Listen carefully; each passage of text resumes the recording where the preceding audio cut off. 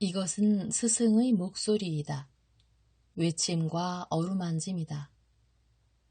이 목소리가 회개하기를 원치 않는 사람들에게 말할 때에는 외침이 되고, 비록 불완전하더라도 하느님과 그분의 말씀을 찾아내려는 착한 뜻을, 하느님과 그분의 말씀을 찾아낸 다음에는 자기를 거룩하게 하려는 착한 뜻을 가진 사람들에게 말할 때에는 어루만짐이 된다. 이 사람들에게는 말씀이 친구의 어루만짐이 되고 예수의 축복이 된다. 75. 예수께서 안나의 집 포도 수확하는 데 계신다. 마비 환자 소년의 기적.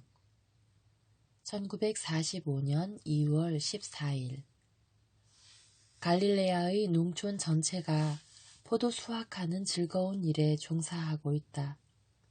남자들은 높은 사다리에 올라가서 정자 모양으로 올린 포도나무와 그냥 올린 포도나무에서 포도를 딴다. 여자들은 바구니를 머리에 이고 붉고 금빛 나는 포도송이들을 기다리고 있는 앞짝공들에게 가져간다. 노래와 웃음과 농담이 포도밭에서 포도밭으로, 정원에서 정원으로 옮아간다.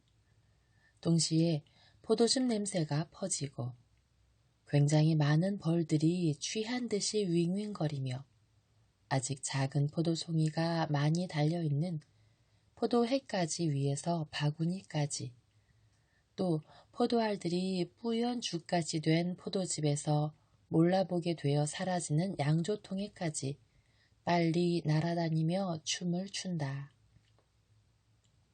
짐승떼 모양으로 포도즙으로 얼굴이 더러워진 어린이들은 풀밭으로, 마당으로, 길로 뛰어다니며 제비 소리를 낸다. 예수께서는 호수에서 별로 떨어져 있지 않은 작은 마을로 향해 가신다. 그래도 북쪽으로 향한 두 산맥 사이에 일종의 함모를 이루는 평야로 된 마을이다. 평야는 강, 나는 요르단강으로 생각한다. 강이 건너질러 가기 때문에 관계가 잘 되어 있다. 예수께서는 큰 길로 지나가시고 많은 사람이 선생님! 선생님! 하고 외치며 인사한다. 예수께서는 지나가시며 축복하신다. 마을에 도착하기 전에 호화로운 대저택이 있고 그 입구에서 나이 먹은 부부가 스승을 기다리고 있다. 들어오십시오. 일이 끝나게 되면 모두가 몰려와서 선생님 말씀을 드릴 것입니다. 선생님은 정말 큰 기쁨을 가져오십니다. 선생님에게서 오는 이 기쁨은 마치 수액처럼 포도나무 3가지가 퍼져서 사람들 마음을 기쁘게 하는 포도주가 됩니다. 이분은 어머님이십니까? 하고 집주인이 묻는다. 네, 어머니이십니다. 이제는 어머니도 내 제자의 무리에 들어 계시기 때문에 모시고 왔습니다. 받아들여진 순서로는 꼴찌이지만 충실한 순서로는 첫째이십니다. 어머니는 사도이십니다. 내가 나기 전부터 내게 설교를 하셨거든요. 어머니, 오세요. 제가 전도를 처음 시작했을 때 어느 날 이 할머니가 어머니를 그리워하지 못하게 했습니다. 그만큼 필요한 어머니의 아들에 대해서 친절을 베풀어 주었습니다. 동정심 많은 할머니, 주님께서 당신 은총을 할머니께 주시기를 바랍니다. 저는 메시아와 어머님을 모셨기 때문에 은총을 얻었습니다. 오십시오. 집안이 시원하고 햇빛이 부드러워졌습니다. 어머님은 쉬실 수가 있을 것입니다.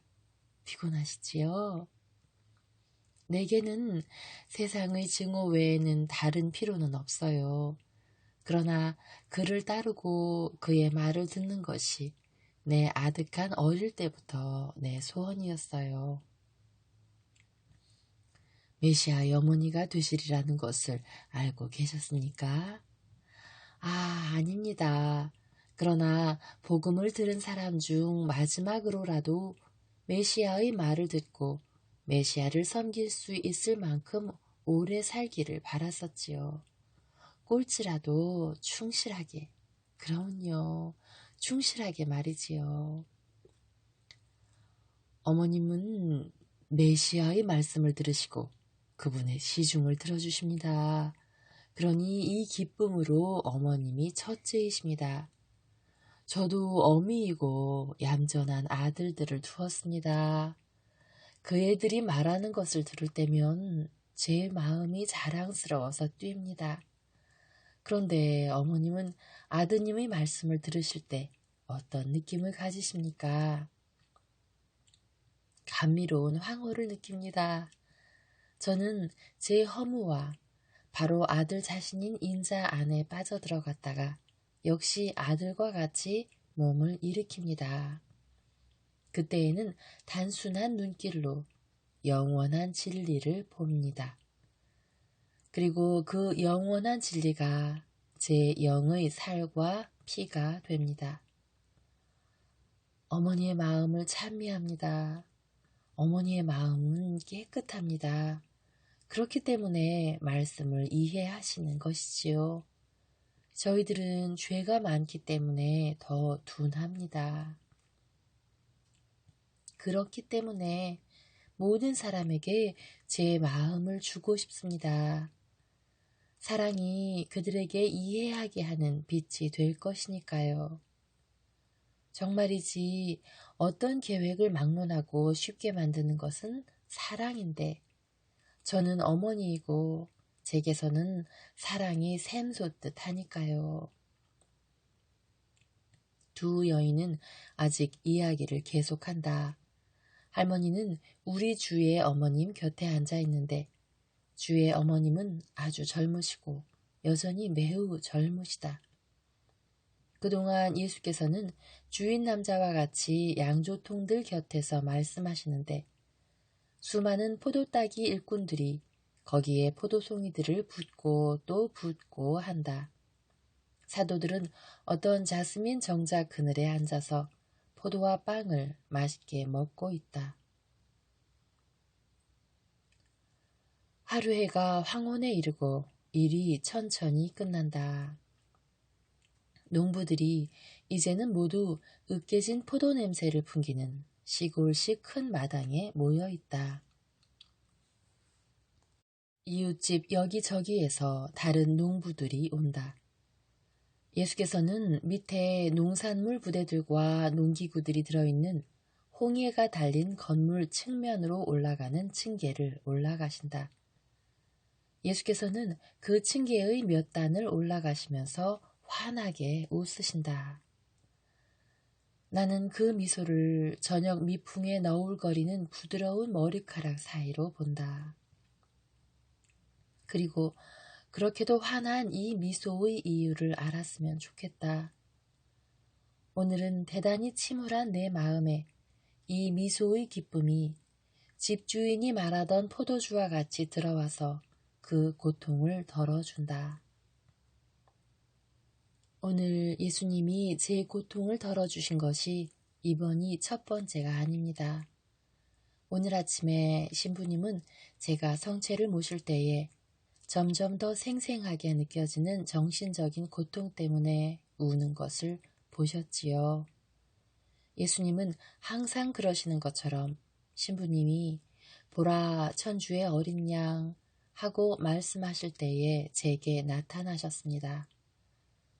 그러나 신부님을 사랑 가득한 눈으로 바라보시고 제게 미소를 보이시는데 그치지 않으시고 침대 왼쪽에 계시던 자리를 떠나셔서 가볍게 굽이치는 것 같은 걸음으로 성큼성큼 앞으로 걸으셔서 제 오른쪽으로 오셔서 손을 뻗어 제가 느낄 수 있게 어루만져 주시면서 울지 말아라 하고 말씀하셨습니다.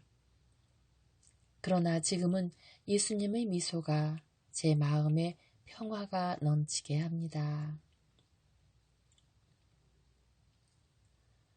예수께서는 돌아서시어 징계 꼭대기 맨 마지막 단에 앉으신다. 징계는 청중 중에서 가장 예우받은 사람들에게 특별석이 된다. 가장 예우받은 사람들이란 집주인 부부와 사도들과 마리아이다. 항상 겸손하신 마리아는 이 귀빈석에 올라가려고 하지 않으셨으나 주인 여자가 그리로 모셨던 것이다. 마리아는 바로 예수 아랫단에 앉으셨다. 그래서 금발머리가 아들이 무릎 높이에 있고 또 비스듬히 앉으시면 사랑하는 비둘기 같은 그 눈으로 아들의 얼굴을 쳐다볼 수 있다. 마리아의 부드러운 옆모습은 시골식 건물의 우중충한 벽 위에 마치 대리석 위에서처럼 환하게 두드러져 보인다. 좀 더 아래쪽에는 사도들과 집주인 부부가 있다.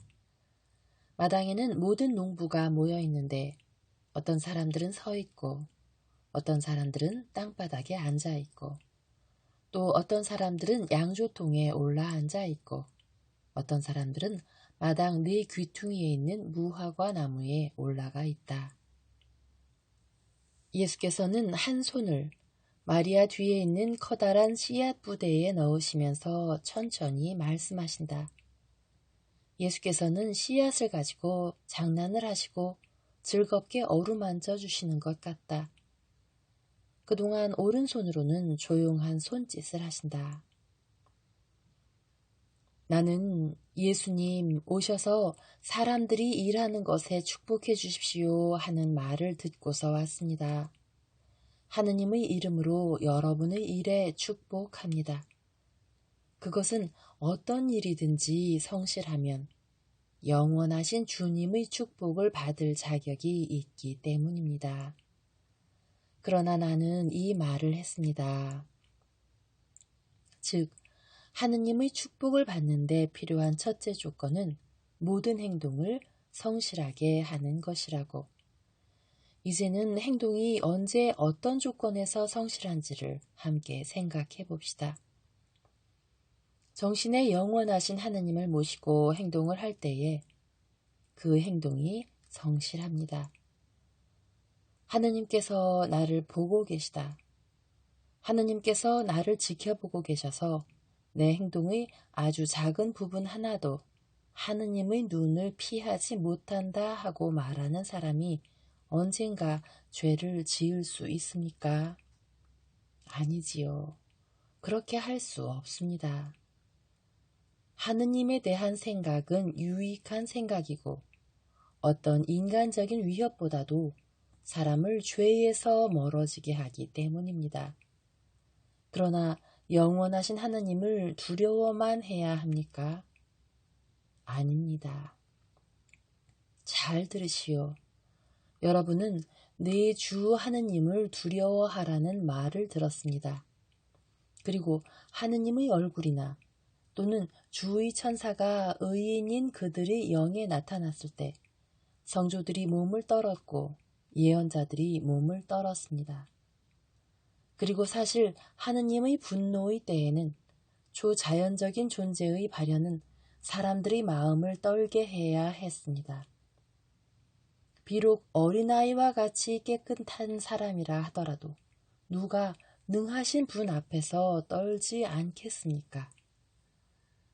그 영원한 광채 앞에서 천사들이 천상의 알렐루야를 열심히 거듭 노래하며 흠숭하는 태도를 취하고 있는 그 능하신 분 앞에서 말입니다. 바로 볼 수 없는 천사의 광채를 사람의 눈이 쳐다보면서도 눈동자와 정신이 타지 않도록 하느님께서는 그것을 자비의 베일로 완화하십니다. 그러니 하느님을 뵙는 것은 어떠하겠습니까? 그러나 이것은 하느님의 분노가 계속되는 동안 그런 것입니다. 하느님의 분노 대신에 평화가 오고 이스라엘의 하느님께서 내가 그것을 맹세하였으니 내 약속을 지키겠다. 여기 내가 보내는 분이 있다. 그런데 그분은 내가 아니면서도 나이다. 구원이 되기 위하여 육체를 취한 내 말씀이다 하고 말씀하실 때에는 두려움에 뒤이어 사랑이 와야 합니다. 그리고 평화의 시대가 이 세상에 그리고 하느님과 사람 사이에 왔으므로 하느님께 사랑만을 기쁘게 드려야 합니다. 봄바람이 포도나무 꽃가루를 퍼뜨릴 때에는 농부는 아직 염려를 해야 합니다. 일기불순과 벌레들을 통하여 실과에 대한 수많은 계략이 세워질 수 있기 때문입니다. 그러나 즐거운 포도 수확 때가 오면 염려는 일체 없어지고 수확의 확실성으로 몹시 기뻐합니다. 미리 예언자들에 의해 예고된 예세 가문의 후예가 왔습니다. 그가 지금 여러분 가운데에 있습니다. 그는 여러분에게 영원한 지혜의 포도즙을 가져다 주고 또 사람들을 위한 포도주가 되기 위하여는 따서 짜주기만을 요구하는 신기한 포도송이입니다. 그것을 마시고 사는 사람들에게는 끝없는 기쁨을 주는 포도주입니다. 그러나 이 포도주가 그들이 손이 미치는 곳에 있는데도 그것을 물리치는 사람들은 불행합니다. 그리고 그 포도주를 마셔서 영양을 취한 다음에 그것을 물리치거나 그들 안에서 만몬의 음식과 섞어 놓는 사람들은 훨씬 더 불행합니다. 이제는 내가 처음에 말했던 의견에 대한 말을 다시 하겠습니다. 영적인 일에나 인간적인 일에나 하느님의 축복을 받게 하는 첫째 힘은 올바른 의향입니다. 나는 율법을 지키지만은 사람들에게서 칭찬을 받기 위해서가 아니라 하느님께 충실하기 위해서이다 하고 말하는 사람은 성실한 사람입니다. 내가 그리스도를 따르는데 그것은 그분이 행하는 기적 때문이 아니고 그분이 주는 영원한 생명에 대한 권고 때문이다 하고 말하는 사람도 성실한 사람입니다. 또 이렇게 말하는 사람도 성실한 사람입니다. 내가 일하는 것은 이익을 탐해서가 아니라 노동을 하느님께서 성화의 방법으로 제정하셨기 때문이다. 노동은 도야하고 극기를 시키고 보호하고 향상시키는 힘이 있으니까 나는 이웃을 도울 수 있기 위하여 일한다. 나는 하느님께서 하신 놀라운 일을 빛내기 위하여 일한다. 아주 작은 나달에서 이상 뭉치를 나게 하시고 포도씨에서 커다란 포도나무를 나게 하시고 씨 하나에서 나무를 나게 하시며 당신의 의지로서 없는 가운데에서 끌어내린 보잘것없고 아무것도 아닌 사람인 나를 가지고 밀과 포도나무와 실과들을 영속시키고 땅에 사람들을 번식시키는 데에 당신을 도와드리는 사람이 되게 하시는 하느님의 놀라운 일들을 말이다 하고 짐을 실어 나르는 가축들 같이 일하면서 그들의 재산을 불린다는 신앙 외에 다른 신앙을 가지고 있지 않은 사람들이 있습니다.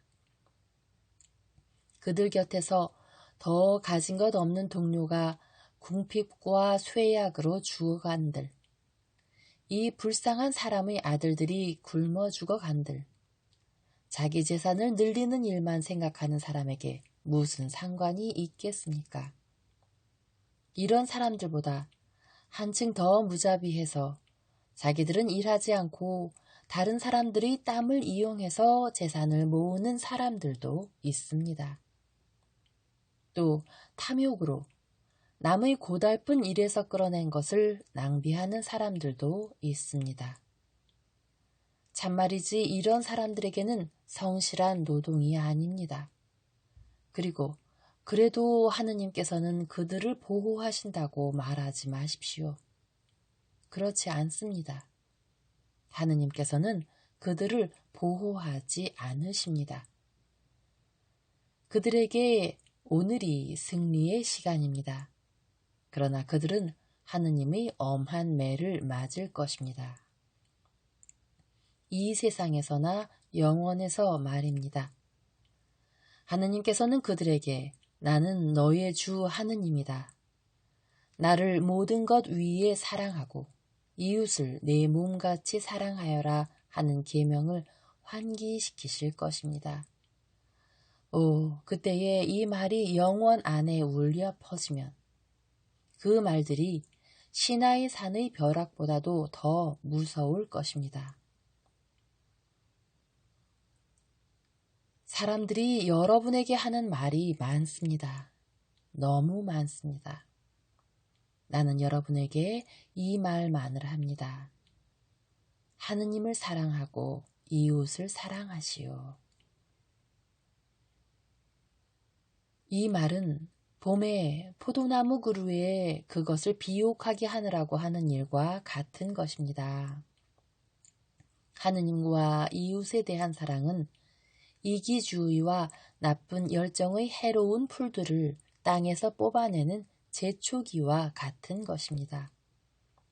그것은 포도나무를 기생초와 분리시키고 신선한 물로 영양을 주기 위하여 포도나무 그루 둘레에 동그라미를 파는 괭이와 같은 것입니다.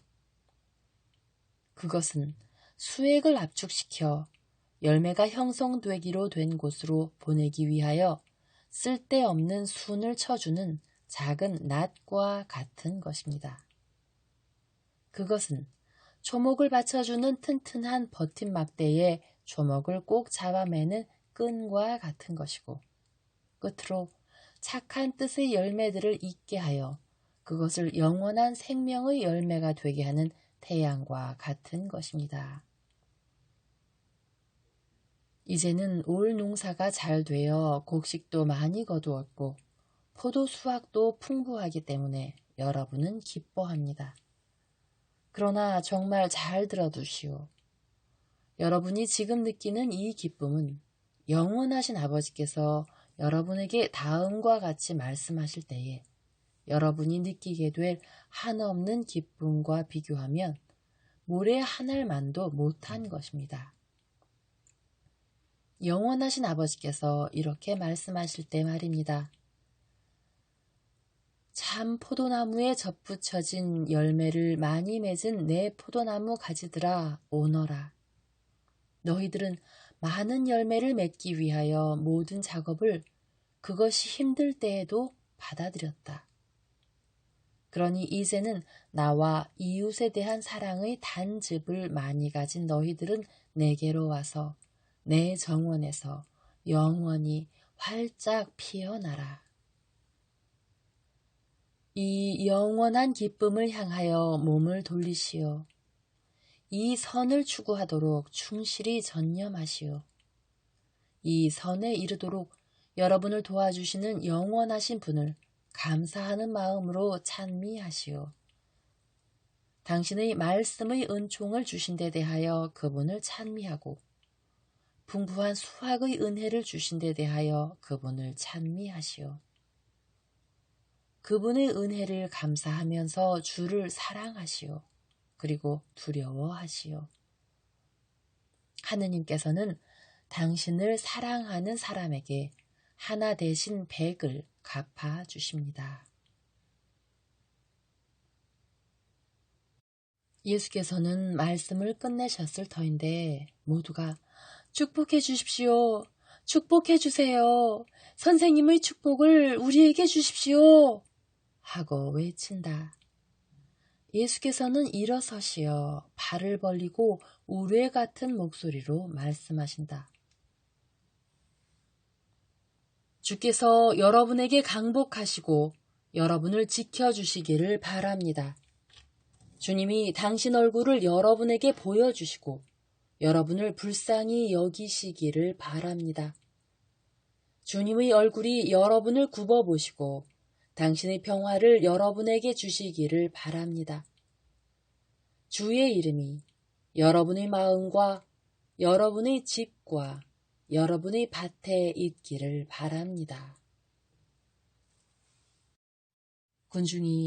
거기 모였던 작은 군중이 기쁨의 환성을 올리고 메시아를 환호한다. 그러나 그 후 10살쯤 된 마비 환자 소년을 아는 어머니를 지나가게 하느라고 길을 터준다. 층계 아래에서 그 여자는 마치 그 소년을 예수께 바치려는 것처럼 내민다. 제 하녀들 중에 한 사람입니다. 하고 집주인이 설명한다. 그의 아들이 작년에 옥상 정원에서 떨어져서 허리를 다쳤습니다. 저희는 일생 동안 누워 있어야 할 것입니다. 지난 몇 달 동안 저 어머니는 선생님께 희망을 걸었습니다. 하고 주인 여자가 덧붙인다. 내게로 오라고 하세요. 그러나 가엾은 그 여자는 어떻게나 흥분했는지 그 자신이 마비 환자가 된 것 같다. 그 여자는 온몸을 떨고 아들을 안고 높은 계단을 올라가면서 옷에 걸려 허우적거린다. 마리아가 동정하여 일어나셔서 그 여자를 맞으러 내려오시며 말씀하신다. 두려워 말고 오세요. 내 아들이 당신을 사랑합니다. 아들을 내게 주세요. 그러면 올라가기가 더 쉬울 것입니다. 내 딸이여, 오시오. 나도 어머니입니다. 그러면서 그 여자에게서 아이를 받아가지고 그 불쌍한 짐을 팔에 안고 올라오시면서 소년에게 다정스럽게 미소를 지으신다. 마리아가 이제는 예수 앞에 계시다. 마리아는 무릎을 꿇고 말씀하신다. 아들아, 이 어미를 위해서. 아무 다른 말씀도 없다. 예수께서도 어떻게 해주기를 바랍니까? 내가 그 일을 할 수 있다고 믿습니까? 하는 늘 하시는 질문을 안 하신다. 그렇게 안 하시고 미소를 지으시고 부인 이리 오시오 하고 말씀하신다. 여인은 마리아 곁에까지 간다. 예수께서는 그의 머리에 한 손을 얹으시고 이렇게만 말씀하신다. 기뻐하시오. 이 말씀을 채 끝내지도 않으셨는데 움직이지 않는 다리를 늘어뜨리고 마리아의 팔에 무겁게 누워있던 소년이 갑자기 일어나 앉더니 엄마! 하고 기쁘게 외치면서 뛰어가 엄마의 품에 파고든다. 기쁨의 환성이 황혼이 붉게 물들인 하늘을 꿰뚫는 것 같다. 아들을 가슴에 꼭 껴안은 여인은 무슨 말을 할지 몰라서 예수께 묻는다. 제가 행복하다는 걸 말씀드리려면 어떻게 해야겠습니까?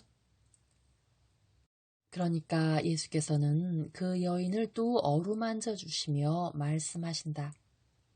착하게 살고 하느님과 이웃을 사랑하고 아들에게 이 사랑을 가르치면서 기르시오. 그러나 여인은 아직 만족하지 않다. 그의 소원은 그러다가 마침내 이렇게 청한다. 제 어린 것에게 주님의 입맞춤과 어머니의 입맞춤을 주십시오. 예수께서는 몸을 숙여 어린이에게 입맞춤하시고 마리아도 입맞춤하신다. 그리고 그 여인이 환호하는 친구들에게 둘러싸여 환성 가운데로 만족해하며 멀어져 가는 동안 예수께서 주인 여자에게 이렇게 설명하신다. 그 이상 아무것도 필요하지 않았습니다. 그 어린이가 제 어머니 팔에 안겨 있었습니다. 어머니가 말씀을 하지 않으셨어도 어린이를 고쳐주었을 것입니다. 어머니는 비탄을 위로하실 수 있으면 기뻐하시는데 저는 또 어머니를 기쁘게 해드리기를 원합니다. 그러면서 예수와 마리아 사이에는 그것을 본 사람만이 이해할 수 있는 눈길의 하나가 오간다. 그분들의 눈길은 그만큼 뜻이 깊은 것이다.